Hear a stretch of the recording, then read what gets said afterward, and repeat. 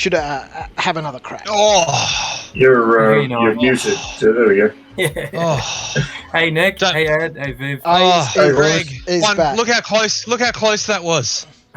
Nah, Look how mate, close that nah. was! Give it up. Give it up. Oh, fucking hell! I thought it'd be classic to get it right after Toph leaves because he's my my darts friend. Anyway, I'm so How you glad been, to mate? jump on and catch you guys. So, how's feeling? How you holding up? It's been 12 hours.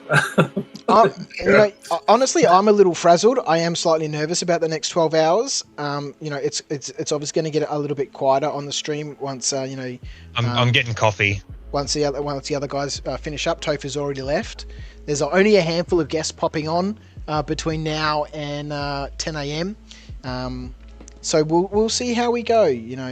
I've already had a whole bunch of Viv moments during the stream, and we'll see. We'll see. Well, look, you're in good company. There's heaps of people watching you, and tremendous credit to what you've done. I just checked the total out, and you've cracked the 7,500. I think you're closer to 8 now. So We're over, We've right? done it. it's phenomenal. We're over 8 now. Let's go back and we'll do another quick refresh, and we'll chuck this up. So last time I checked, it was $8,065.90. That was after Ed's poor dart performance. And Hey, it was the first dart was poor, but the other two were 80. So come on, give me some credit. We weren't three-figure. I'm not professional level. so But we're there. We're over $8,065, which is phenomenal. it's amazing. Which is absolutely phenomenal. I just can't believe it. I mean, I think it's Phenomena. just to show the generosity Sorry. of people out there. I mean, I think you've hit a really strong chord amongst people.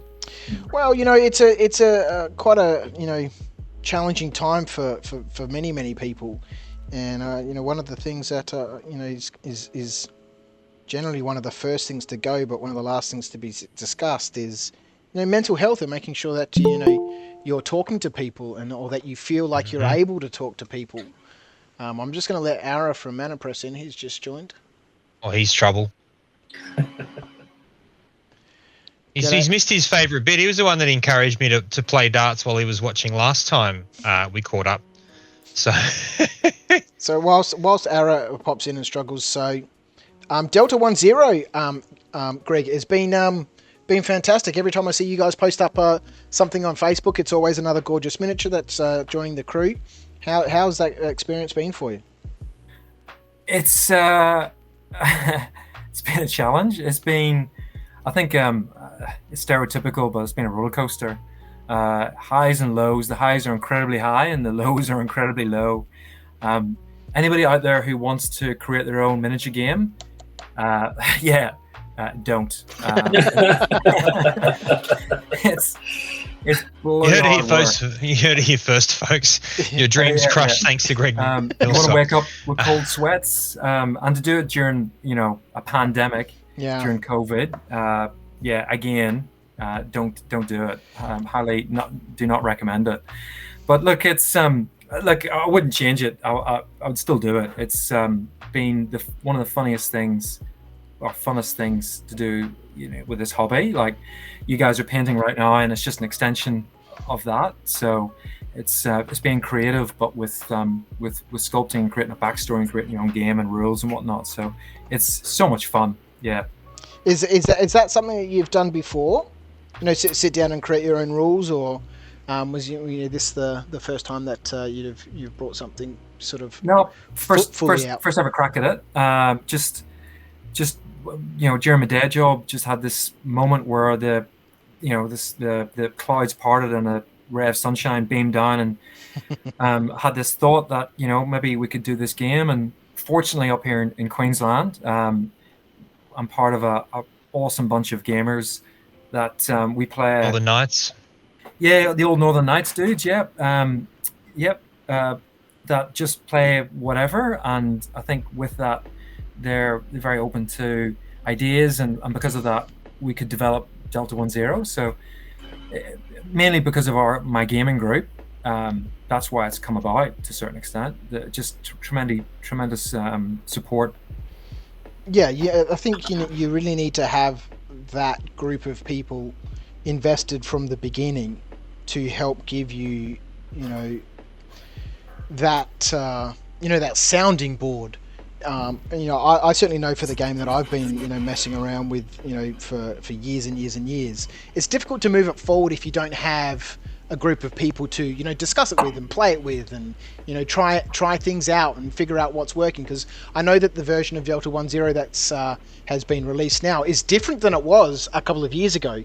I remember in 2017 or something we were talking, and you sent me down a play set test, which quite to my ashamedness, I didn't do a great deal with. But I remember reading through the rules at that stage, and the game that's come out now is very, very different. Vastly different, and I think you're right, very, very different, and I think that comes down to the gaming group that I guess has helped with that development process, being very honest, and sort of saying, hang on a second, XYZ is missing. And one of the things we did do was we play tested by Jesus out of it. We really, we didn't. There's one thing, I guess, again, our gaming group, we've got so many games, and it's very easy to see the ones that fall off very quickly and the ones that tend to stick. And the ones that tend to stick are ones that have good rules and longevity. Sure. So the one thing with Delta is we were very conscious of making a rule set that had longevity and challenged players on different fronts. That was probably the big driver for the whole premise of the game. And again, with our gaming group, we play tested it, and every time we had a play testing session, there were big changes from that. So, and that helped drive the rule set we've got today, which took really 3 years to develop. So we were always about the rules. We're always about the game being, fun and strategic, and pushing players from all levels, whether beginner or expert level, to have fun and make sure no game was the same. Yeah. No, it's not one of those games where you just roll buckets of dice and achieve victory through relying on dice mechanics, or just charging around doing willy things, doing whatever you willy nilly. There's you need thought and strategy, and that was the big element, was to have I guess a real strategic element to it. So if you could outsmart your opponent, generally you did win. That was another big cornerstone of what we wanted in the game, and I think we've achieved it. I think there's no game is perfect, but I think what gamer wants a perfect game? Play chess, as they say. So, still room to improve, but I think that's a good thing. Yeah, definitely. You want players to enjoy themselves, but no game can ever be perfect. Like you said, there's always going to be those elements where, and I think every rulebook I've ever seen states at the beginning, we can't cover every scenario that's going to happen. So you use your common sense and be good people. Yeah, that's right. I'll just butt in there and say I think my favourite one of those is from Munchkin, where it says any disagreements should be settled by a loud argument, with the owner of the game having a final say. Yeah, well, let's if you're going to be real about it. Yeah, it is funny though, because every time and we're still play testing stuff all the time for the game, which I think as a developer is the funnest part of any game, is always play testing, but it also means that I'm actually the worst player at the game. I think I very rarely win, because I don't really care, because I'm just there to see how the other person reacts to certain elements of the game, which is different to every other game I play, because every other game I play, I'm always playing to win. Yeah. Whether it be Aristea, Infinity, and I get the shits if I lose. So when it comes to Delta, it's a very strange concept, which I love. It's one of those fun things. Is that because you're playing the game to see how it works, rather than playing the game to for the conclusion? Definitely, yeah. Like I'm there just to make sure something's not broken. Generally not broken because we know if something's broken straight away. It's more about see if that certain thing that we've introduced to the game does what it's supposed to do, does what it says in the tin, and if it does, then I've done my job. Tick, great. I don't really care about the victory points after that point. It's we've done a job, but and also it's.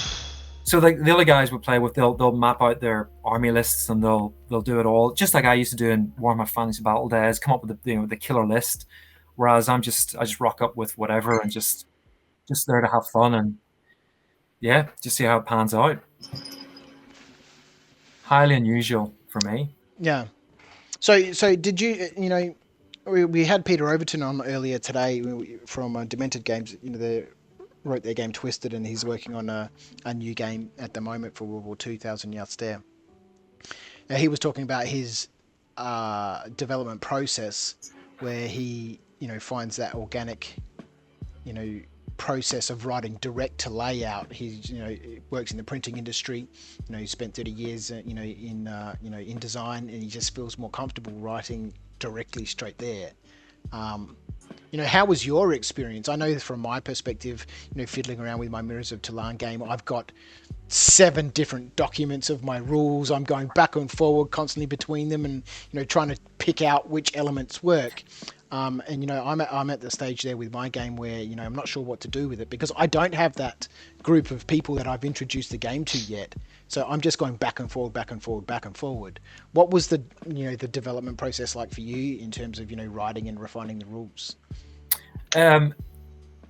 Very fortunate, and I feel for you, because I guess I think I'd be the same. I'm not very, despite my day job being very technical and very methodical, when it comes to like Delta 10, I'm actually probably quite loose. Yeah. Which I shouldn't be, because I'm very, very regimented in my day job. So you act like you're in Mooseheads, do you? When you write the rules. I did mention that before. That was one of my great memories, was you and I painting the town red mid CanCon. So yeah, Mooseheads, that's an institution. So to go back to your point, Viv, I've got 2 great guys that we wrote the game with, Jack Connor and Josh Tithe. Josh Tithe, he's the mathematician, and he's very, very practical. And if you want to Infinity, for example, if you want a list, any army list that'll push the meta, he's your dude. Same with any war game that he plays, he'll write the absolute ball breaking list that'll smash opponents off the planet. He's got a way to pick the army. He knows the rules and just can smash it. And Jacob is brilliant with English, and also very I'm not gonna say strict, but also very methodical of how about the rules were written. So I guess between Jacob and myself, we came up with the general idea, and then Jacob actually put that into text, and then we started with version 1. And then so for example, you got the version 1.31, so you had the 31st iteration of what we started with in a pub back in April 2017. Yeah. And then the living rulebook, we got to about iteration 1.35. And then the living rulebook probably went through about 5 or 6 iterations before we were like, yeah, you know what? We've got a version that we could send off to a wordsmith to just check the English, and that's where we got up to. So Jacob was very methodical and very conscious of how he wrote the rules from day one. Yeah. And if it wasn't for him, the game would never have got off the ground. Simple as that. Because I couldn't have put it into gamer language. You've got report language, which I can write easily because that's my day job, which is boring as batshit. Yeah. Then you've got novel, fictional English, but that's not gamer language. Then you've got instructional language, which is not gamer language. So gamer language sits in this gray area. Yeah. It's really interesting to hear you talk about that. It's super interesting because when I've been writing my background is mostly in terms of document writing has mostly been instructional manuals for software development and that sort of stuff, and so my versions of the rules have made sense to me But if I read it from a game perspective, it's kind of like, this is, it doesn't have that gamer language that you were talking about. It just seems weird. It's a really hard thing. It's probably the hardest thing to write in retrospect. And we found out, so you got, like I said, version 1.31. We took 1.32, for example, down to the local cafe. It was a gaming cafe that ran here in Queensland, in Brisbane for about 2 years. And we took the game down, and we took 2 random punters. We posted up on a Facebook group and said, look, we just want 2 random people to test. And 2 blokes, we said, we'll feed you and we'll buy you drinks and whatever it is. We just want you to test our game. And two dudes put their hand up and said, yeah, we'll do it. We never met them before in our life. Yep. We sent them the rules. Beforehand, we just said, look, please read the rules before you rock up. That's all we ask. We rocked up on the Saturday afternoon. We sat down, and they had so many questions, and it's so many, there was so many issues they brought up, and that's when it's so that's because at version 1.32, we were like, you know what, we've got a product that we can sell around the world. Happy days, we're done. Tick. Let's move on. Yeah. Big wake up call. Yeah. And then when we did this test, we're like, my God, how can you expect somebody in the US or France or somebody with broken English or whoever it might be in the world to understand the game whenever 2 blokes in our own city, when we're sitting with them, can't even understand it. And that's when we're like, the realization hit. We're like, yeah, this is we've got a massive issue here. And that's in the game. We've got a learning to play guide, not the rule book, and that's where that came about. Because the game, look, to any gamer, generally it's not complex. Like the rules are there's nothing out there that you haven't seen before. But when you put it all together, it can be a bit too much. Sure. So that's why we did the learning to play guide and that's why that's with the starter set. And it sort of, in a simplistic way, goes through all the rules. I think that's one thing that's missing from a lot of little independent games. It's something that Games Workshop does quite well. And I remember when Ryan, who was on the show before, Brickman, was playing at our games club. He was playing, just started to play 40k and the new edition, and he was playing through the Quick Start Guide. And the Quick Start Guide gives you the basics that you need. Here's a couple of stats. Get used to using those. Play a game. The next game will introduce this concept for you, and then over 3 or 4 small games, you get the concepts. Yeah. I'm one of those people that just can't read a rule book and understand it. Yeah, and I think that was again like my kids are teenagers, but back whenever Delta One was first envisaged, having kids, I wanted to play with them as well. So I wanted to have a game that I could, at least in its most basic form, roll some dice and have a bit of fun with. Yeah. So again, similar concept. The quick start rules are 4 pages. You read get the quick start rules down pat, and you can play a game with a 12-year-old. Yeah. And that was important to me because I wanted to have a game with my kids. Yeah, sure. Yeah, I think it helps with breaking down that barrier. Like I was saying, I'm no good at reading rule books. They just end up being like a textbook to me. And I was a terrible student. I never finished year 12. I don't think I finished year 11. Did you fall asleep reading textbooks as well, Viv? No, I just wasn't there at school. I was out rock climbing or doing something else.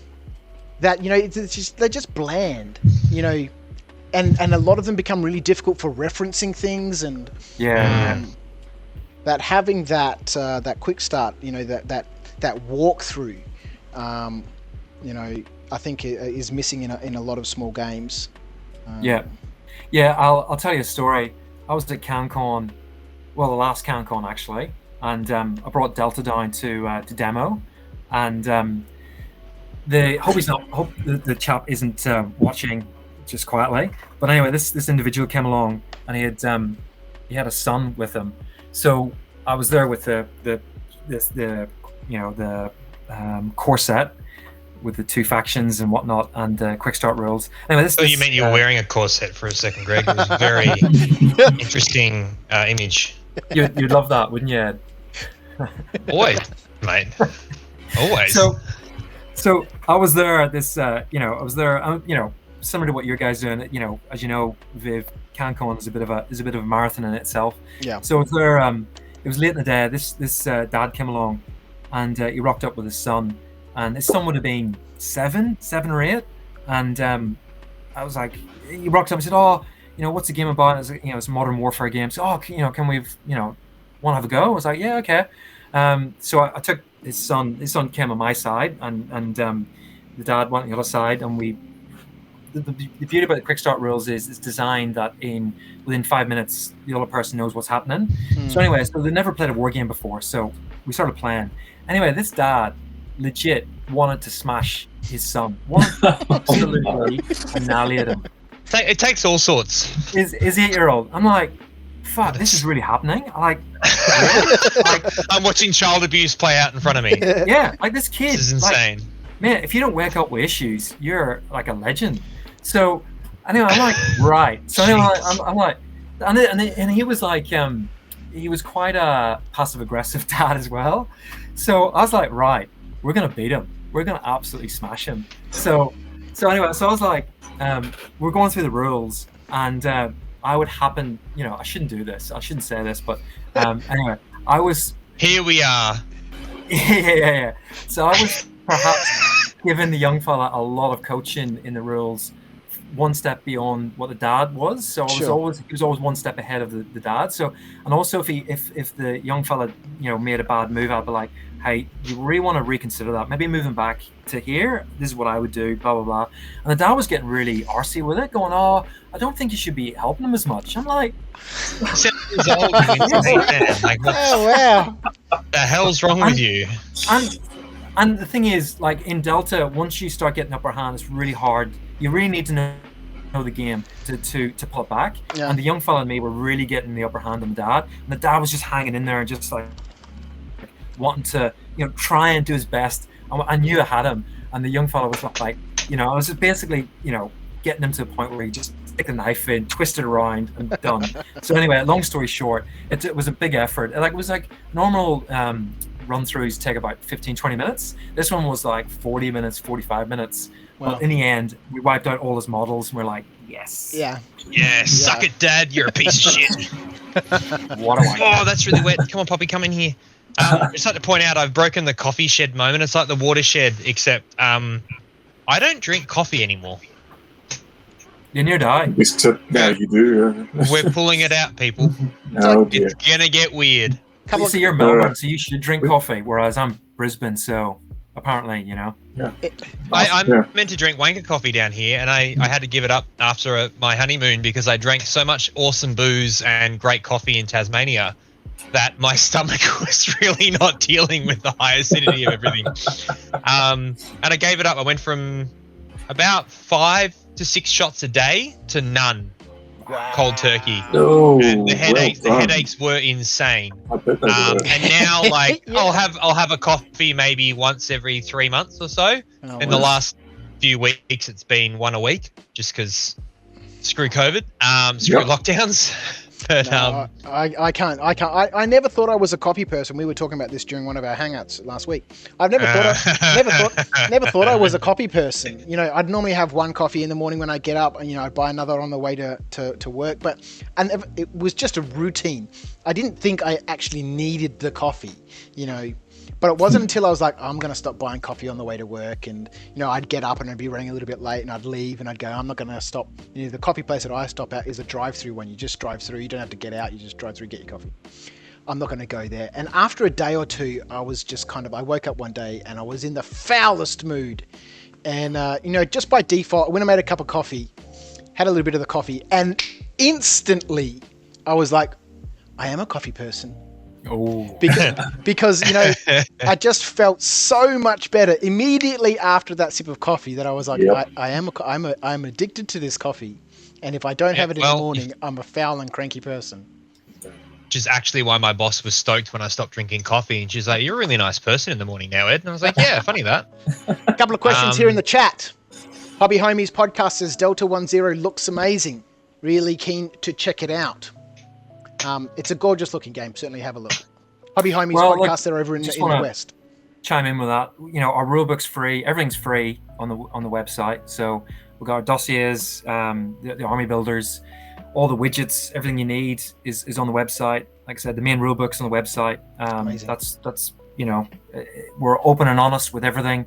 All the we've got the mission dossier. We've got various expansions on there. We're working on more expansions. Like that's what I said about playtesting. We're always playtesting more stuff.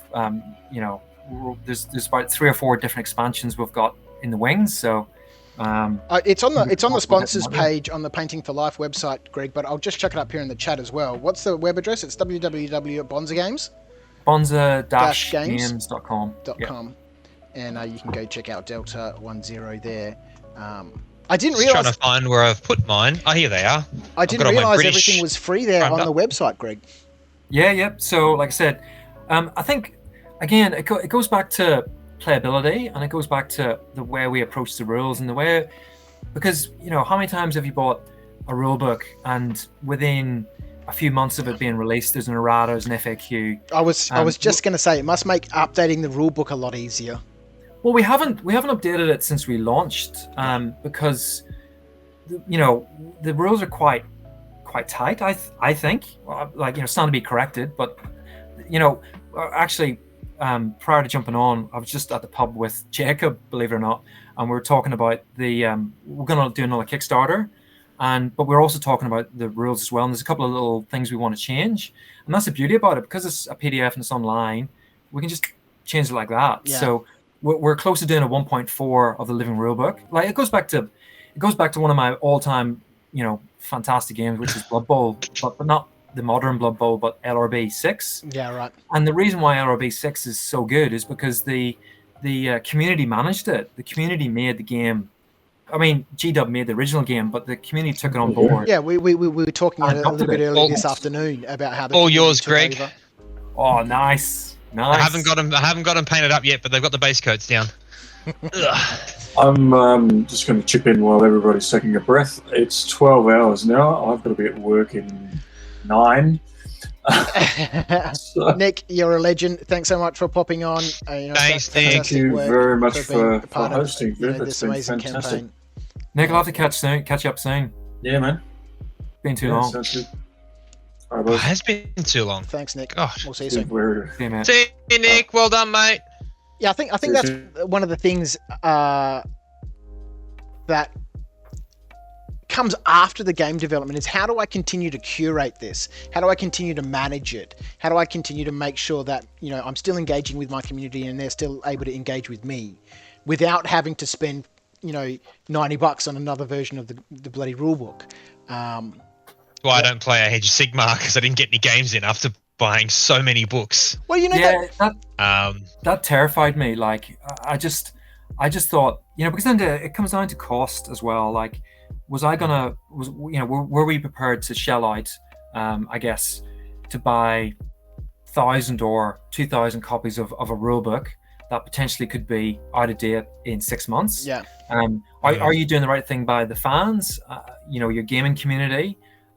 Yes, they've got a nice, beautiful hard copy, and I'm one of the worst as well. Like I'm terrible at PDF rules. I absolutely hate them. But yet, same. Delta, I can work around. Like, well, to be honest with Delta, I'll just jump down here. Like, I'm not bad with PDFs. I've got my own hard copy, which has got, I don't know if you can see it, but it's got tabs down here. Yeah. Oh, yeah. So that's a whole rule book right there, because I can't read PDFs. So I'm the worst at it. Yeah, I'm not a fan. Not a fan. But when it comes to longevity and the ability to all of a sudden, a click of your fingers, change something, we can do it. And and then the free, it goes back to that again. It comes back to how we want to run as a business, and we look at my all-time favorite company, Corvus Belli, Ed. I was literally about to say the way they manage the Infinity Army app is nothing short of genius. It is the reason that their game can stay so popular with so many changing factions and ruls. I think because it's all available at your fingertips. I remember, whenever Warhammer Fantasy Battle died, which devastated, there's a few people. Everyone, yep. Didn't, even though it called it the end days, we just didn't see it coming. And my mate, for example, Jacob said, how could you not see Warhammer Fantasy Battle blowing up? How could you not? It called it the end of days. Like, we just... We knew back in the late noughties that the amount of shelf space we needed for Fantasy Battle versus what was actually moving off the shelf compared to Old Mate and his Space Marines on the other side, it was day and night. It was absolutely day and night. Look, I 100% get it, but I think, I guess we didn't see it coming. But it doesn't stop it hurting. Yeah, I think the point is though that Warhammer Fantasy Battle died. We're like, what? And we had all, as you know, all these refugees that played it, looking for another system, and we came across Infinity. Whenever our gaming group pointed it out, like, hey, look, the main rulebook's free. We're like, what? It's just a PDF. It was such a different mentality. It was just such a breath of fresh air. And like the mission system's free, all this is free. Just off you go. All you need is buy the minis. And we're like, hey, shit, that's awesome. Like the Army app was fantastic and still is.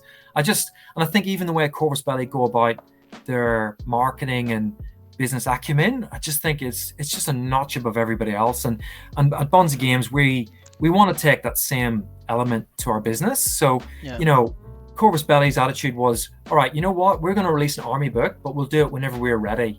So if it's not ready for 6 months, you know what? Stiff shit. Not ready for 6 months. Yeah, it's not ready because it's not perfect. And it's never going to be perfect, but it's not where we want to see it at. So, within our little small business, we've got exactly the same attitude. That's why it took 3 years to play test the rules. And that's why, the things the way they are. Like, it's got a free PDF. It's free mission guides. All is free on the website. I think I'm actually a little bit sad that I've fallen. Oh, you go, Viv. Sorry, mate. Oh, sorry, Ed. I was just going to say, in the long term, you were talking about, Corvus Belli, holding off for 6 months to release something. That creates a scenario where you get some gamers who are pissed off and angry that the book isn't out right now. But when the book does come out, they're still going to love it. They're still going to get it. But what they don't have is that memory of them buying the book 6 months ago and then having to buy the book again, 6 months later. That's what really soured me on AOS a few years ago when I got into it. I bought the General's Handbook or whatever the rule book is called and thought, great, I can get into this. And, by the time I'd gotten around to being ready to get into it, like Scott said, the new General Handbook's coming out next week. And I was like, I haven't even fucking played a game yet. And, I just bought the book like 3 months ago, and now there's another one I've got to get for 90 quid here in Australia. Come on. It leaves a sour note in the mouth. I think. Yeah. I think. Look, I'm not here to G-dub bash. That's not. No, of course. That's not what I do. They do so much that is amazing. They bring so much to the hobby. They just do some things that we don't agree with, and that's okay. Yeah, exactly. I don't want that to come across as me bashing on GW. Just that sort of You're just annoyed you can't get as many Lord of the Rings models as you wish you could be. But I understand that. I want my fucking Metal Carndish back. We're starting a fundraiser next week. I will raise $10,000 to rebuy them because that's what they're worth now. But anyway, I digress. And GW are a business. Simple, right? Yeah. And they make no bones about it. You read their annual report, they make no bones about it. They're all about making money. And I take my hat off to them, and I think fantastic. I mean, they've learned how to do it well now. They really missed the mark for so long. And this last 5 years has been an absolute renaissance for the whole company. Beyond renaissance. I think they were probably heading towards a not a good space, and they've just turned it around. So they've got some very clever people in behind the scenes, and they still do. Yep. And I think I've always said this. I've always said it. A strong G-dub is great for the community and great for the game. I agree. Yeah, 100%. I agree, because the more people you get in, the more people go, oh, there's so much happening here. I can't keep up anymore, or I can keep up, and I love that. But if you can't keep up, what else is out there? Exactly. Hey, maybe I want to do historicals. Wink, wink, love you, JP. Hey, maybe I want to play some of their specialist games or move into other rule systems from Osprey, or any other sort of rules only. Bring your own miniatures to the story. So yeah, I think it's great. I think you're dead right, Greg. I used to really, especially after working for them and going through that period when Apocalypse came out, and it just started to twist after I left towards a very sell model. It left a sour taste in my mouth, and Death of the Fantasy was a big one as well. But I think what they're doing now is, love it or hate it, it is growing the miniature industry. And that can only be a big win for everyone involved. You know what? It still amazes me. They've still got a retail presence. They're still on the street. Yep. And they've never had a sale. ever in their history. No.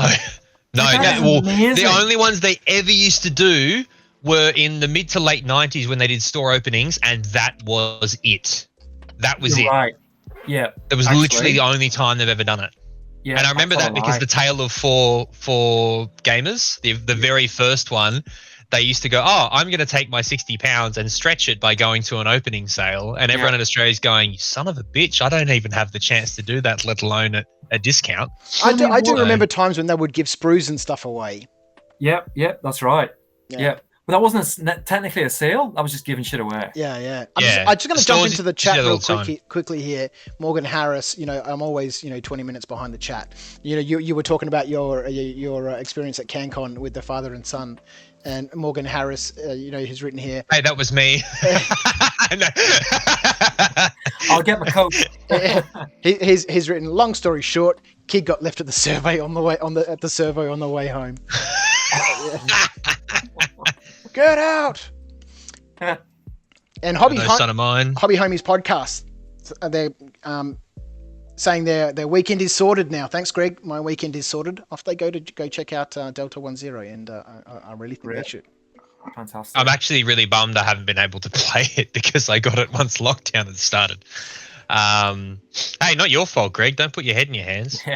But it's something I'm looking forward to spruiking strongly at Axes and Nails when we're back. Oh, look, can't wait to see the pics, man. So so we're gonna do another Kickstarter in.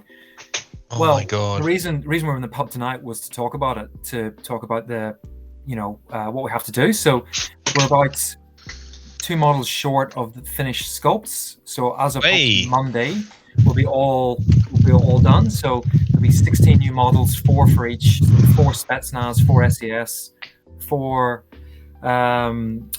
New Eastern Bloc Motor Rifle Brigade dudes, and then 4 UKF models. And the big thing for us is we're pushing the rules. We're going to go one step further with the rules to make them more advanced, I guess, to show gamers that there's more strategy to have. So it's just not releasing models for releasing sake. We're pushing the rules one step further, which we're really excited about. We're just going through it today. That's awesome. So I'm a really excitable person. If you know me, so whenever I play a game, for example, I played a game of Arstea on Wednesday night, and I couldn't sleep that night because it was such a good game. I got such a buzz out of it. Playing. I love those games. I love those games. Are you bringing in rules for helicopters? Yeah. That's literally why I bought this. It is a skirmish game, Ed. Not a shame. Not a 6x4 game. So because of I guess because of my nature, I get really excited about things. So like I said, Arstea, I got hardly any sleep. So the next day at work, I was a complete nightmare. So anyway, we've done the new stats for the models, and I'm like, when it came up the new stats again, all day I was buzzing, and that night I was just lying in bed. I just couldn't sleep because it's like, these are awesome. Like it's gonna add a lot to the game, and it's gonna be. So for example, the Spetsnaz have got the big tactical shields. Yeah, they got the big riot shield on it, right? Yeah. Ballistic shields. Yeah. And I was trying to integrate some rules into it, and I couldn't get it right. So I was kind of trying to use a silhouette. I'm trying to get a bit technical here, but in my mind, I was going to go, right, we'll use a silhouette so that the guy with the big shield can protect the guys behind. But I was like, you know what? That's stupid on the gaming table. That's just not going to work. So Josh came up with this fantastic idea and just said, oh, look, we'll just do this, this, and this. I was just like, so basically use pre-existing rules to make it happen. I was just like, man, you're a genius. That just makes it work. It makes it streamlined, makes it easy, and it's going to be good. I can't wait. I'm just throwing that up there on the stream, some pictures from your Delta 10, the miniatures game page on Facebook, so people can jump onto their Facebook and just do a search for Delta 10, and it would come up. The figures look great, and they look so beautiful. Obviously the renders look amazing. Renders always look amazing. You can make a render look amazing. Absolutely. But the painted figures, they're just, they're clean. Those ones David Crossman did. Whoa. What scale is it, Greg? Because, sorry, not Crossman. Looking at these figures here, that's a 25mm base that these figures are on. They're really nicely proportioned. You know, they don't have the big chunky look that, you know, Games Workshop do, but they're quite tall. They're so again, all right. So Corvus Belli fanboy, make no bones about it. Whenever we went to sculpting, I managed to jag a guy that actually sculpted for Corvus Belli. So basically, my brief was I want Corvus Belli proportions, but modern day Warfare guys, and we give them all the reference material, and we give them all the scope of work. But it was done to the infinity scale. So they're 1 to 48 or just a shy under, which is kind of like basically 1 to 32. 32 mil from foot to eye. So they're about 35 mil in height. So people call them heroic 28, but it's actually not. It's actually true scale 28 is a technical Let me term. grab one here and stick it next to something else so we can have a look. I've just So thrown up into like my a window, live Greg. thing. Is this guy here next to the helicopter? I'll see if I can zoom into him. Let me. Is this guy flipping the bird? No, he's trying. Yeah. This guy here. No, but I could see how that could be. Yeah. Good camera angle, Viv. Nice. Yeah, well picked up. Nice. You way to embarrass me. Nice. you can see from a different angle is not. Yeah, they look absolutely phenomenal. So the only thing we've changed from a scale point of view is we made the hands like 10% bigger, and we made the boots 10 to 15% bigger, and the head maybe 5% bigger. So to all extents, they're proportioned to a human. Yeah. But if you scaled a boot down to 1 to 32 or like 32 mil scale, it's too hard to paint. So as a painter, as soon as I got the real models, I was like, no, we got to boost the hands, the head, and the feet, because I want to paint my eyeballs, because I'm a real freak for getting the facial expression right.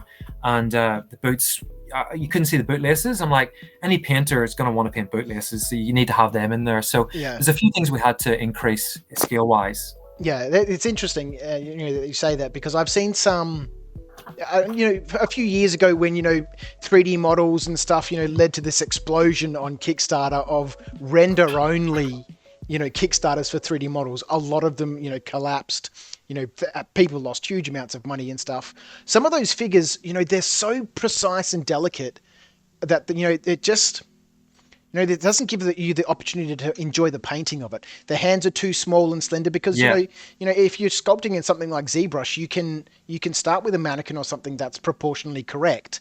And if you follow that on, you end up with a miniature that doesn't have the opportunity for painting. I've got one of your pictures up here at the moment, and the eyeballs are there, like you said. All the facial expressions that you want to put into your figures.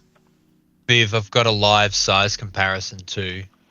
Oh, okay. I think the other thing, Viv, is when you do a model like that, it's not robust for gaming, because it's so fine in terms of at the ankles, or and so if a model is to be gamed with, it needs to have some robustness, so that you don't suddenly have something being cut off at unless that's your thing, right? And the model suffers the casualty really on the table. So if it is cut off at the knees, you cut it off at the knees. But you don't want to have it going, you don't want to have to destroy your models every time you play. Well, we have talked about this at Berwick. We want to do a game one day, maybe when we're at that end where, as the game plays out, when a unit dies, it gets the hammer. So just to show this guy here, so we've got a 28 mil French infantry on the left, who's a grenadier, and then you can see the head difference to the Delta 10, but you can see the proportions are really good. Yeah. So yes, your hand is a little bit bigger, but not that much bigger. No. I've seen many friends in my life who've got hands that big compared to their face, and then obviously our Chad Marine over here on the left. You get the big chunky boy. Come on, focus. The guns are another thing we had to alter the guns. So when you put the guns into real life proportions, they were really fine. So we had to sci-fi them up. We had to roid them up. We had to boost the barrels because the barrels wouldn't survive manufacturing. Yeah. I remember you saying that they were so fine as it was, and even now with the adjuster ones, people were still going, I don't know if these are going to hold up.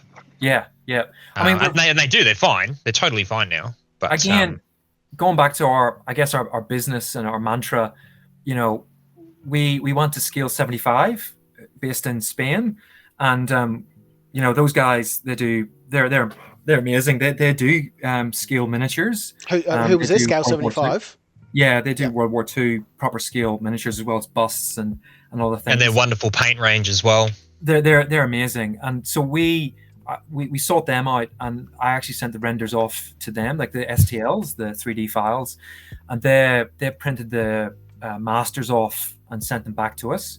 And the masters were just that was one of the, I wouldn't say one of the criticisms, that was one of the comments, Viv, that you hit the nail on the head during the Kickstarter was, the sculpts are brilliant, but that's never going to translate to a 3D model. And we're like, yeah, it does, because we've got the master, and we had the master up as part of the Kickstarter, and we could show people that that's the 3D master. This was going to happen, like the sculpt, exactly to the 10th of a millimeter, and they're like, well, it's not going to translate to the mold. We're like, it will, and we got Michael Broadbent, one of the best miniature casters in Australia, if not the world, to do the molds. And Beasts of War on tabletop did a review, and they said they were beautifully cast. So we got the best in the world to do the masters, and we got the best, we feel, to do the manufacturing. And you can't, the end product speaks volumes in itself. If, like I said, in my life, you're gonna do something, you do it right. You don't do it half-assed.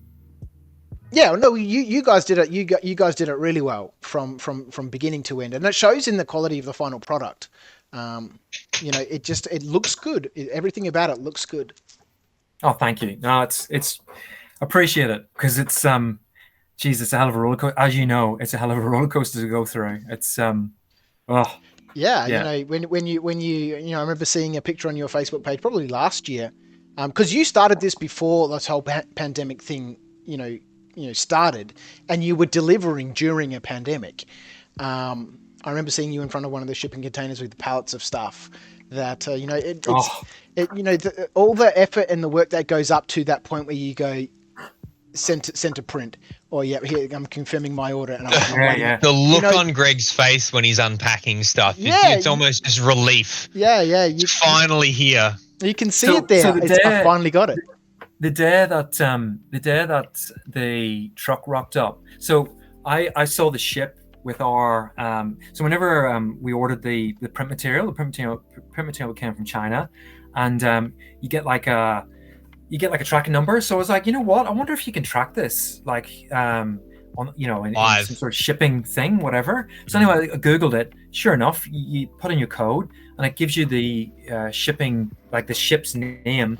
You type that name into shippinglanes.com, and next thing, you've got a red dot showing you it's leaving China, and it's entering the shipping lanes, and then it disappears off the radar.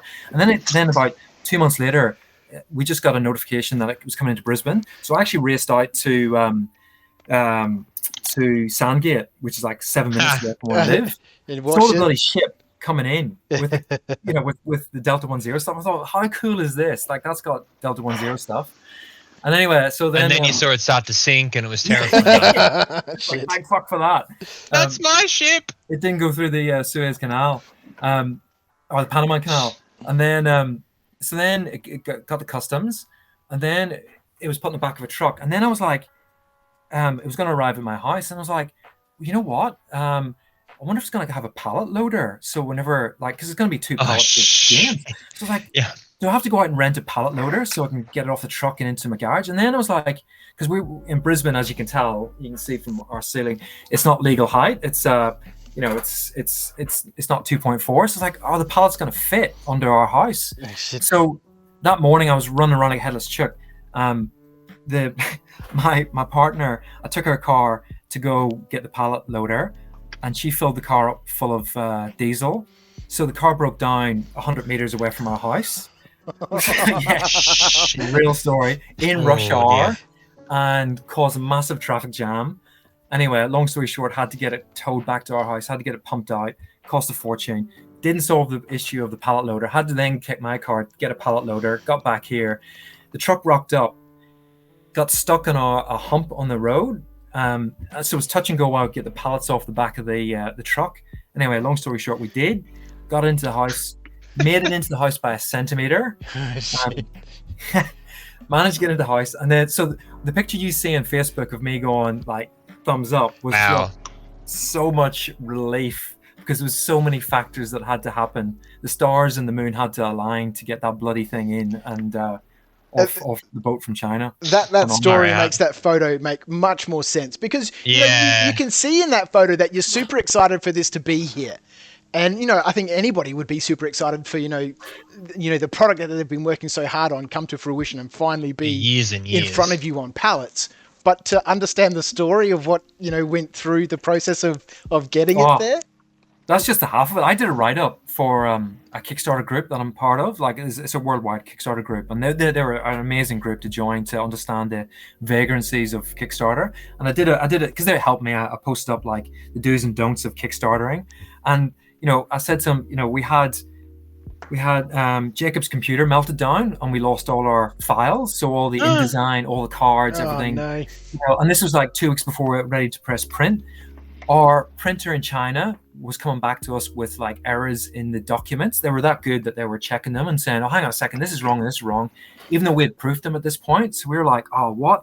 Our proofreader came back like a couple of days before we were ready to print to say, "I don't understand the game," after reading it for like 3 months. And we're like, "What?"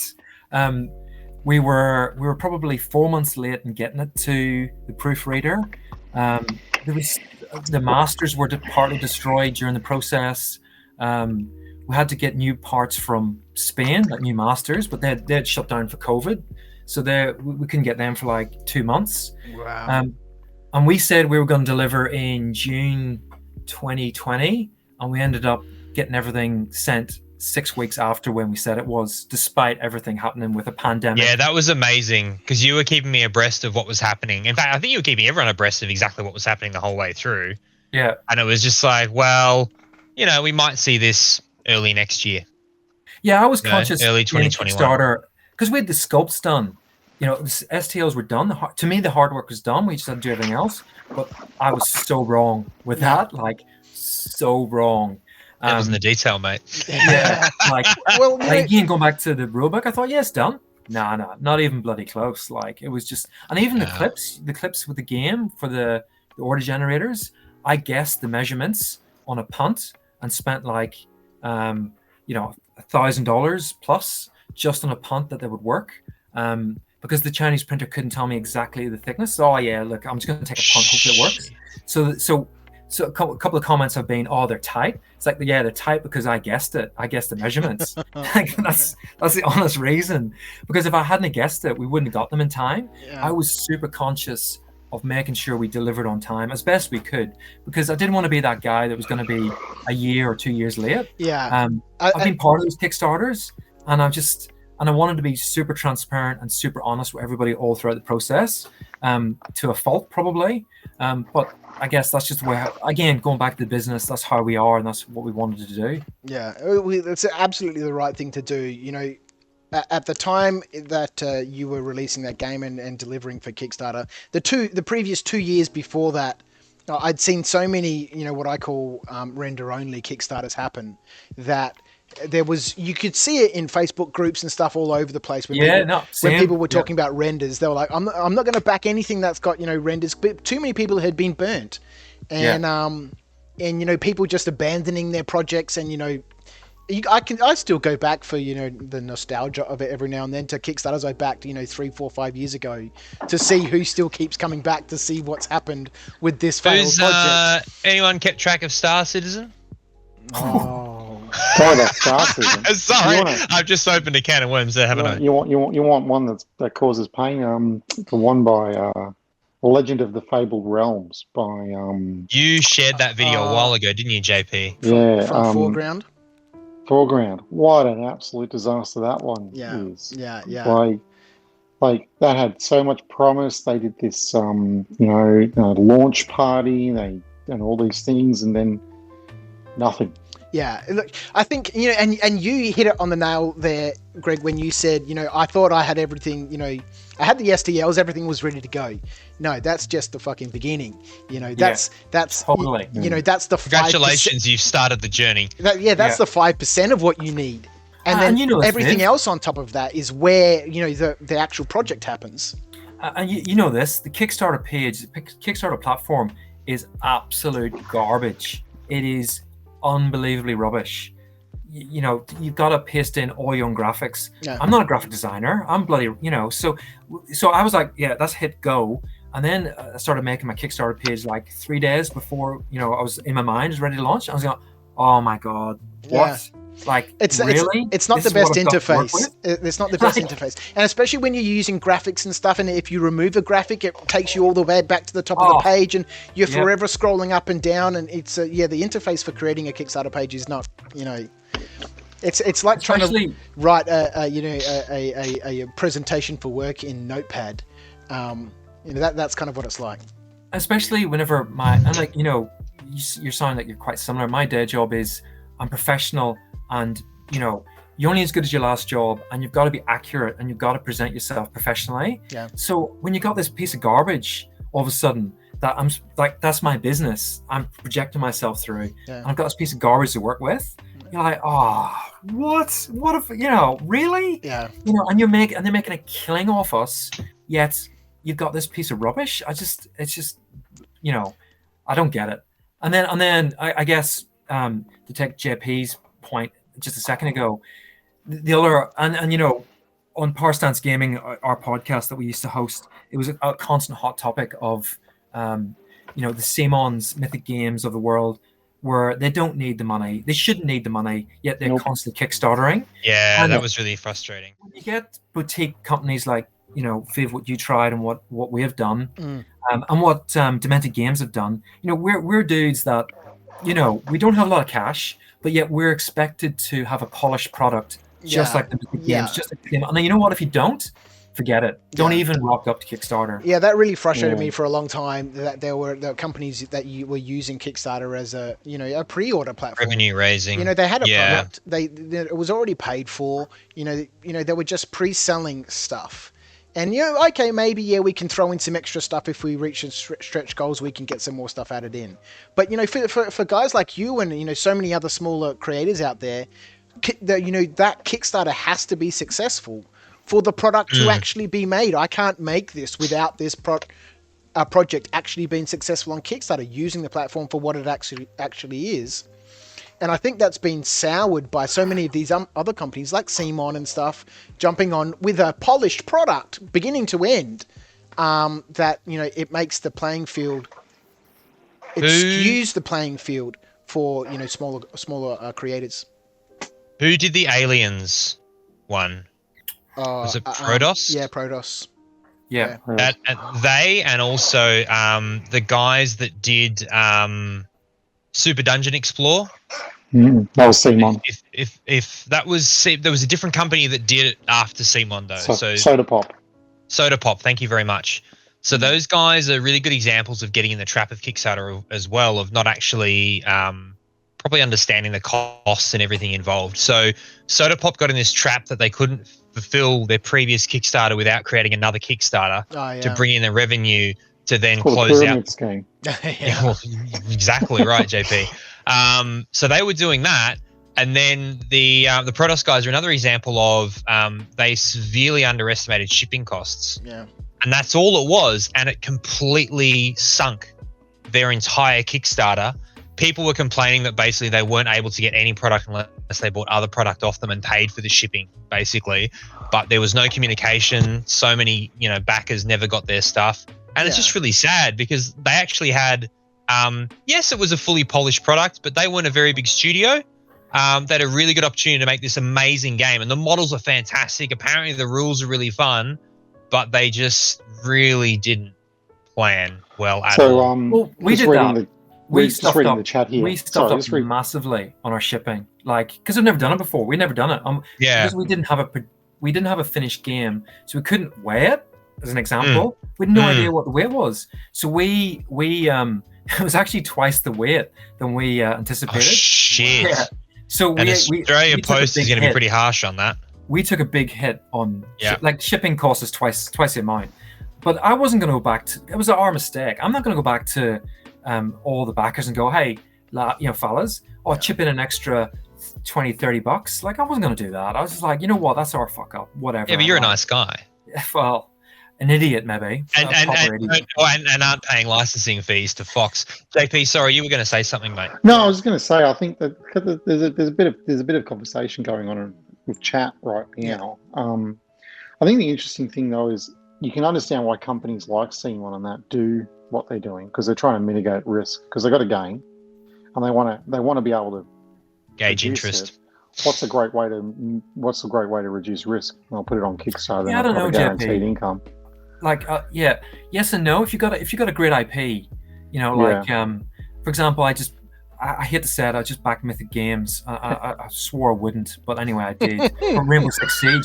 No, you're not going to have any room to store that in your house now, Greg. Careful, I'll caveat with the fact that my sons play Rainbow Six Siege. It's not for me; it's for my sons. I'll caveat that. Sure, all right. Oh shit! Oh, sorry. It's really bad cough. On a winner with Rainbow Six Siege. Don't you have a modern skirmish game available? I think someone in your area developed it that maybe your sons could play. That would be similar. It could also be a tax write-off, Ed. It could be seen as research. That's what it is. Yeah, you didn't hear that from me, just quietly. If anybody from ATO are listening, didn't hear that from me. but JP, I take your point. I think you're right in risk mitigation, but I think when you got a rock solid IP, money for jam.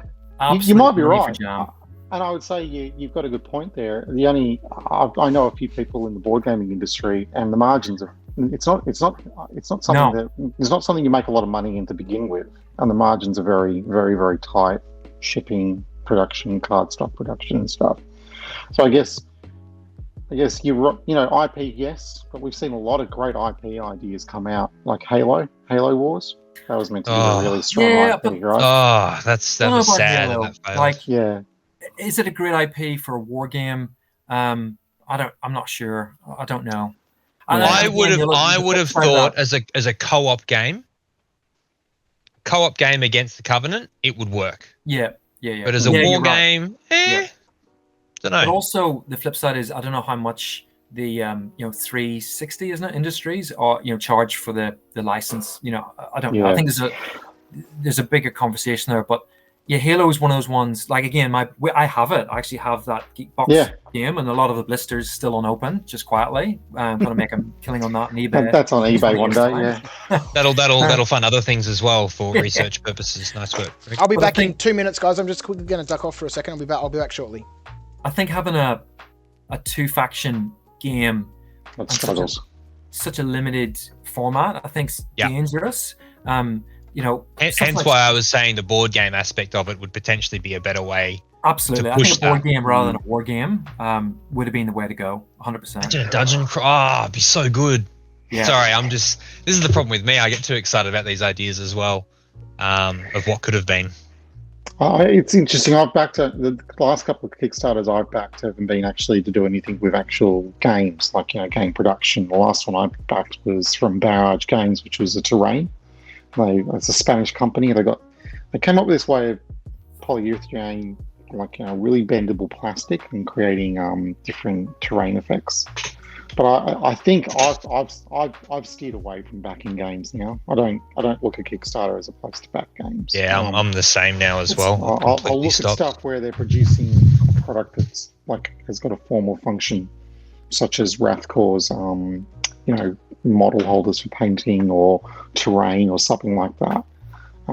Maybe I flirted with the idea of backing Duncan Rhodes. The paint range. Yeah. Mainly because I've got enough board games. I don't need another game to sit in my shelf that I'm never going to open. Well, that's an interesting point because a friend of mine, he mentioned the other day that again, companies. And look, don't get me. I don't want to come across as not getting you wrong, bashing, but this was his viewpoint on the issue. Companies like Simon and Mythic Games, for example, they've got these great IPs, and gamers go out, buy them. It takes about a year, 2 years to deliver. They get them, they open it up. It's bright, shiny, it's new. They might have one game, and guess what? It gets shoved underneath the bed, or gets put on the shelf, never to see a light of day again. But unfortunately, what that's doing is it's taking money out of the industry. Yep. So that money that could be going to whoever, GDub, game, companies, developing companies that are trying to further the industry, is taking that money out on just a purely cash grab. The plastic crack, in inverted commas element. Which it's hard to stop. This is exactly what was happening. It was shiny. Shiny. Which is, I think as gamers, that's part of our problem. But I think it's also, unfortunately companies like that see that and just go, you know what? Hence the Kickstarter, right? That's and this is why the nostalgia ones are dangerous too, Greg, because they really play on the two part of the plastic crack and the nostalgic heartstrings of 80s franchise. I'm in. The Robotech game. That was a pretty big Which one, sorry? Kickstarter. Robotech. Oh yep. That was another big Kickstarter.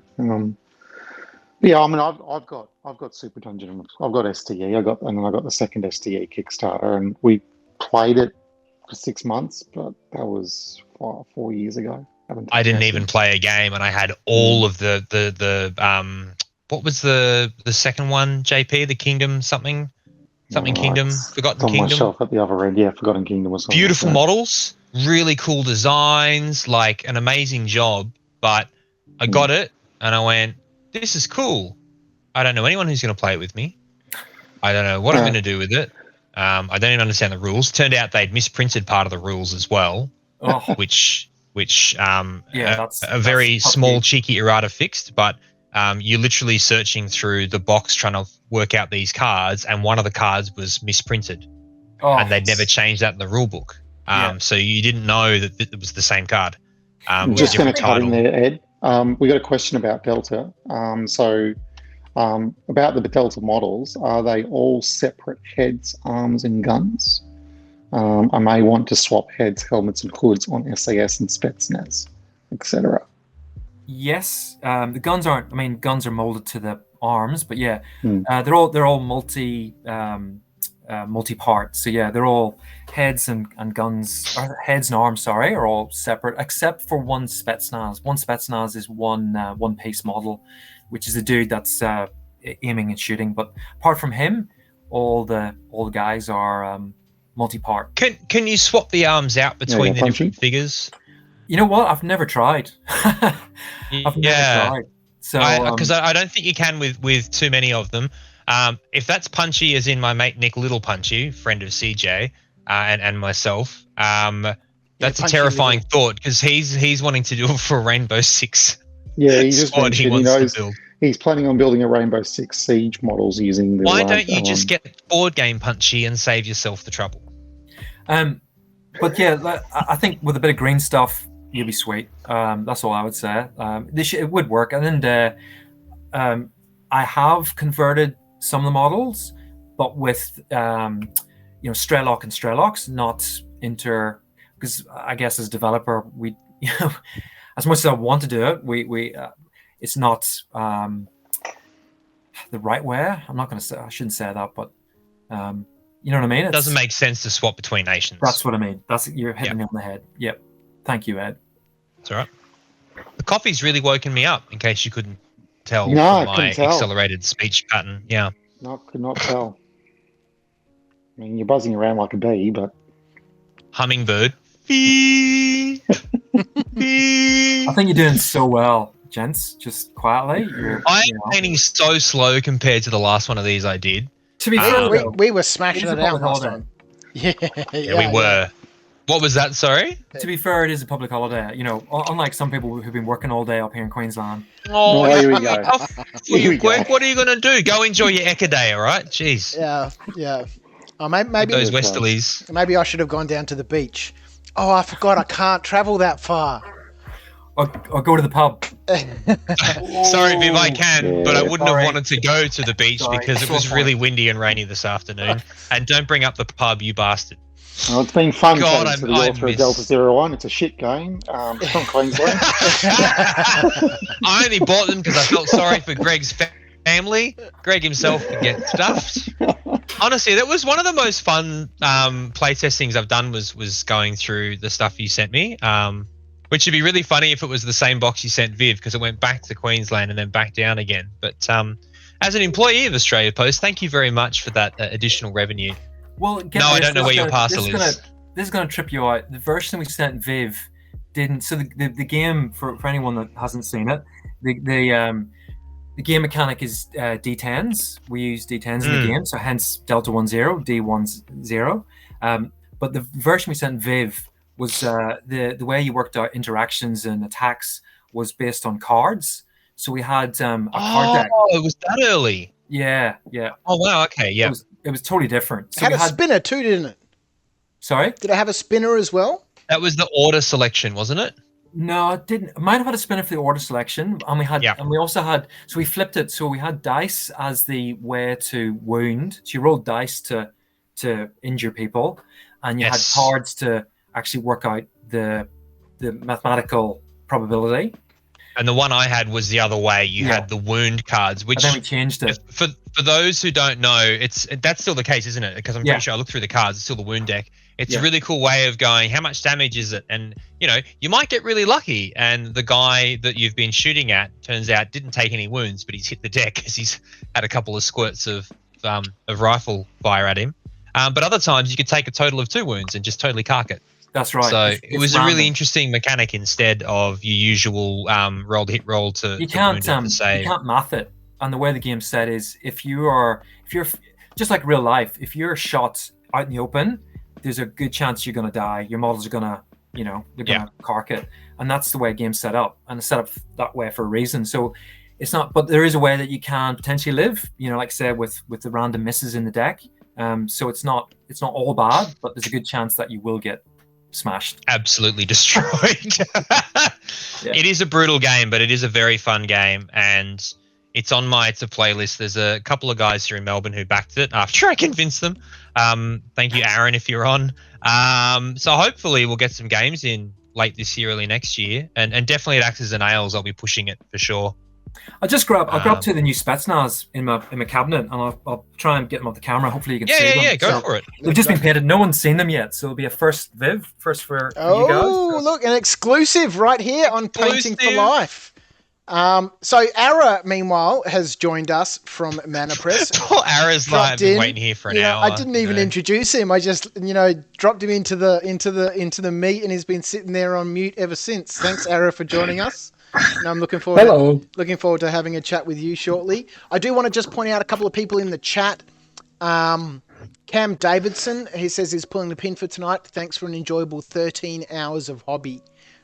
Good work. I'll catch you in the morning. Thank you, mate. He's another full-timer that's been there. And just before him, Morgan Harris, who's been quite active in the chat. Thanks very much. He said 13 hours hanging around in this chat. I think it's time for me to head off. Keep up the good work. I've got Delta 10 bookmarked to buy. When my next pay drops, those minis look awesome. Good man. Oh, good lad. What a champion. So here you go. World exclusive. You ready? Hopefully the camera will do it justice. Pin him. One more quick shout out. Sorry, Greg. Lisa is heading off. It's been a wonderful listening to you guys and seeing what you're all doing. I'm off to bed. We'll be back in the morning when Bubs wakes me up. Thanks, you, Lee. She's also been so much. Here from the beginning. Can't wait to see you guys again. You and Punchy, you're both bloody champions. Thank you. Darren Holmes, just to reintroduce us back to Greg, says he went out for dinner and he's back. What are we up to? We're talking with Greg Mislop from Bonza Games and their fantastic miniature game Delta 10, and he's about to show us some exclusives. I've got it pinned. Let me make it as big as I can. Okay, we'll try this. How we go? This might not work. I can't really see that. Can you see that? Yep. Yep. With the shield. The right shields. Yep. Oh yes. Oh, lovely. As soon as you turn it and you see the profile from the side, it's just a big chunky, big chunky Spetsnaz. I like that. Okay, so that's one of the Spetsnaz, and the second one we'll try and do the same thing. So, can you see that? He got a shotgun? Yeah, I was going to say, has he got a shotgun? No, it's no. assault rifle. Yeah. Oh, It's yeah, I a can see it now. Russian assault rifle. Yeah. Man, the barrel's really long on that. The thing that I think stands out That's for me, great, dude. Greg, with your miniatures here, and I've seen it in quite a few digital modern figures, is, and I think this relates perfectly to how you've got the proportions done on these sculpts, is that by the time you add on, you know, uniform ballistic vests, you know, webbing, pouches, and all that sort of stuff, Yep. the guys can start to look a little bit barrelish. And, you know, super fat, and, you know, it just blows the proportions out a little bit. But because you've got that extra head on the model and you're able to, you know, elongate it, so to speak, everything works perfectly. The proportions and the scale look correct. It doesn't look like this big fat barrel chunkled guy. I'm just making words up now. It's not even midnight and I'm making up words.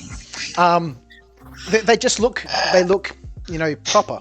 They look proper. Well, again, this goes back to, I suppose, the premise. Again, one of the foundations of what we want to base the game on. We want it to look real life. So we've taken all these miniatures are based on proper real life dudes. So we've personally, I've scoured the internet and I've got books or where I've got the information from. I've got it, and we give that to sculptors and we give them 360s and they go away and off they go. And we're giving them, again, like you said, we're giving proportion. The proper dudes, right? So they're proper blokes, and so that's why they're correctly proportions, because the sculptors have taken them and gone, right, we can see that, visualize that, got all the pouches, all the gear, put it all on, and that's the end result. So they're, like I said, the only thing that's changed is the head slightly, the hands slightly, and the feet slightly. Everything else is perfect proportion. So that's why they look pretty good. So good. Yeah. I've got a question there, because you mentioned, you know, make sure they've got all the pouches and, you know, all the gear and stuff on. You know, I follow the modern community on Facebook, a couple of different groups, and I think there's a certain you know, section of that market that, you know, the ultra moderns, you know, the near modern day crowds, and you can see that pop up in discussions when people are showing sculpts or, you know, figure they've bought from somewhere, and, you know, I'll call them rivet counters just for the, you know, the sake of it. They'll pop in and say, you know, that pistol has the wrong grip, or, you know, they didn't have those pouches, or if that figure had this, they'd be the perfect, you know, blah blah blah. How much of JP, that? what's your response to that? Sorry, just before Greg gives an answer. Yeah. Brush in the eye. Yeah, there we go. Yeah, good. Thank you. Stab him in the eye with a brush. Yeah, that's it. How much of that is relevant, or was relevant, or is of a concern to you when, you know, talking about Delta 10?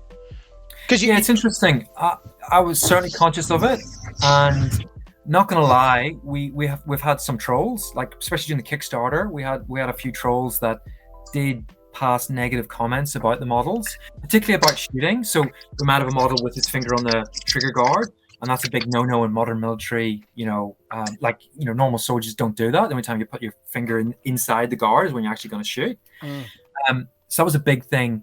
But our attitude to that is we're not replicating real life. Our models aren't scale miniatures. Our world we've created is a pulp fiction world. So the game is based on Eastern Europe. Purposely, we moved away from Afghanistan. A lot of modern stuff is based in the Middle East.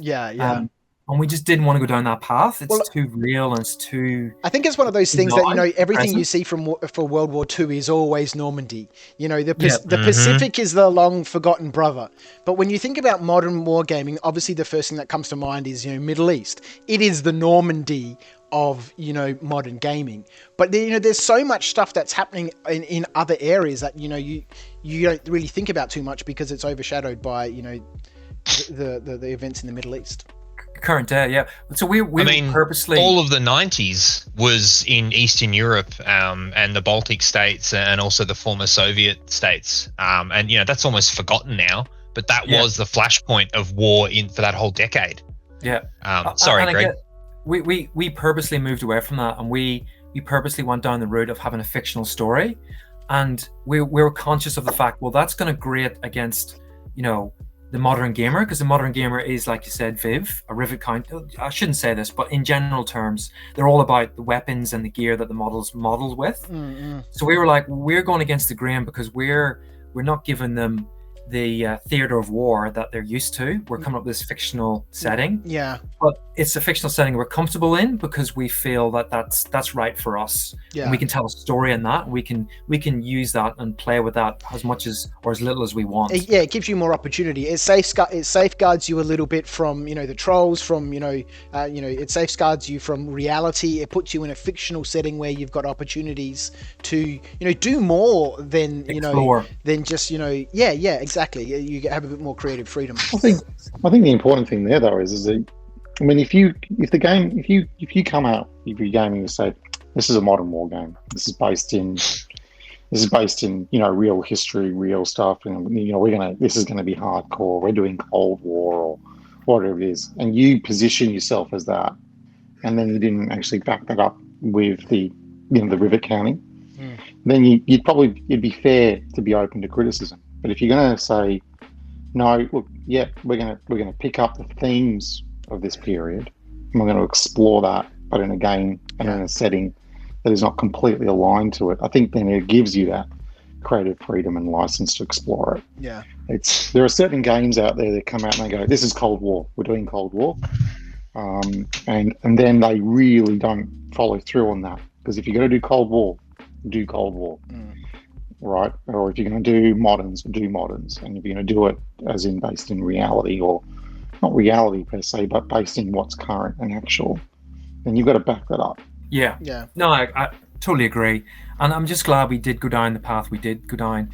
It goes back to even I've never played Flames of War, but I'm not a fan of that genre because it's very sensitive to me. Rightly or wrongly, that's just my viewpoint, and the whole World War II gaming is just not my jam. And it's bizarre because I've been staunchly against real world gaming. So for me in particular to come up with this idea, it was quite bizarre, really. But I guess the way we're setting it is it's 5 minutes in the future. It's not today. Yeah, right. It's set in the future, and it's set in a fictional environment. Yeah. So it's not real, if that makes sense. Now I don't know if that's right or wrong, but I guess that's the way I've justified it to myself, so I think it gives you the flavour of modern combat, because modern troopers do look amazing. They've got all the the flash gear. It's all shiny. But and to break you away from that reality without setting it in the 100 years from now or 150 years from now with more Infinity style laser stuff. guns and all the rest of it. Yeah, you just jump forward a little bit. You still get that aesthetic and that style, as JP was talking about, of modern troopers, but in your own setting. I do want to jump back into the chat for 1 second. Nick Heading, who's been here for most of the day, he said, lads, it's been an awesome hobby stream, but after 12 plus hours, I am out. Thanks for all your awesome work with an event like this. Thanks, mate. You've motivated me to paint. Please run it as often as possible. Thanks very much, Nick, for tuning in. That was a while ago, so he's probably gone already. That's awesome. What a good lad. Well, it's been wonderful to sit here and chat with so many people and get some hobby work done and see people interacting in the chat and know that people are getting some miniatures painted. I quickly want to jump into I just want to jump back over here to the browser. You guys can have a look at the stream. I just want to quickly update the total so far. And there's links in the description if you want to go and donate to our Painting for Life campaign over at Beyond Blue. $8,165.90. Wow. Wow. That is amazing. Phenomenal. Incredible. And I do have to thank all our amazing sponsors, of which Greg is one of them. Delta 10 there with the I didn't realize, Greg, that Delta 10 was an abbreviation for D10. There you go. I just thought it was a cool name. So War and Peace Games, huge supporter of our hobby scene here in Australia. Twisted, Demented Games. We had oh god, his name's escaped me. Why is it Peter Overton? Oh, sorry, Peter. On Delta 10, obviously here with Greg Mislop at the moment, and the guys from Hobby Stations, Back to Basics, Black Star Gaming, Battlefield Accessories, and I've noticed Mike's jumped back into the chat there. Mike Parker, Battlefield Accessories, with his beautiful Halo painting stand that I'm sure you can find on his website. We'll chuck a link to that in the chat perhaps. Hobby Homies and Conquest Creations for supporting our event and giving us some amazing stuff to give away after the campaign is finished. There we go, 8,165. Let's come back to our Google meeting. Greg, I need to move on. Unfortunately, I'd love to keep chatting with you. It'll be great. And, as I said in the chat, do it as often as possible. So I guess we'll talk to you next Friday. I think I'm good. I'm busy that Friday. Washing my hair. I really appreciate you popping on. It's been a wonderful chat. It's been great to have a look at our Delta 10 and share a little bit of some exclusives. And share a little bit about the story about bringing the game to fruition. It's been wonderful to see it happening, and it's one of those stories that just feels good. There's so much good stuff in Australia at the moment. It's amazing. It is, and support your Aussie developers. That's all I'd say. Support the Demented Game guys, and they're top legends. We spoke to them back in CanCon years ago and about their journey and how to manage it. So Peter's a great guy, and Sebastian. Look, thanks for the time. Appreciate it. Look, soldier on. I'll tune in as soon as I get up in the morning and see what we're up to. Best of luck. You're doing a great thing for Beyond Blue. Viv, great seeing you again. Ed, top legend. Can't wait to catch up with you again. Mate, we'll see what happens with Borders. Wife is due Feb 9. Congrats, by the way. Thank you. Awesome, so there is a big chance that I won't be able to come up before that happens, because it'll be Liz will be at something like 34 weeks at Christmas. Yep. So I don't think we're going to see the family. Otherwise, I would say we'd catch up. But I'll keep you posted. Yep. Fingers crossed, mate. We need to have a beer again. Hopefully, CanCon we'll plan to go to it if it's. Let's hope so. It's still Not still next on the year cards. again, baby. No. Sorry, love. I'm just stuck in Canberra. Just good luck with that premature birth, and I'll see you in what? Don't come back. Get vaccinated. Get the job. Number 1, Liz has got both for Pfizer. I'm waiting on my AstraZeneca number 2. Yep. I'm fully 5G'd up, so I'm all good. Yep. Good. Yep. I had my Band-Aid on using 5G right now. I had my Band-Aid on for 5 days before I realised I've still got that bloody Band-Aid on my arm. Greg, I'll leave you with this from the chat. Neil Turner says, Greg has got me so excited about Delta 10. I just went off and purchased a copy. Oh, hey! Wow. Nice work. Appreciate it. Look, guys, I won't take up any more time. Thank you, JP. Good to meet you. Nice to meet you, mate. Soon. Aria, good luck. Mike, good luck. See you, fellas. Thanks, Greg. Thanks, Appreciate your time, mate. Great to see you, mate. See ya.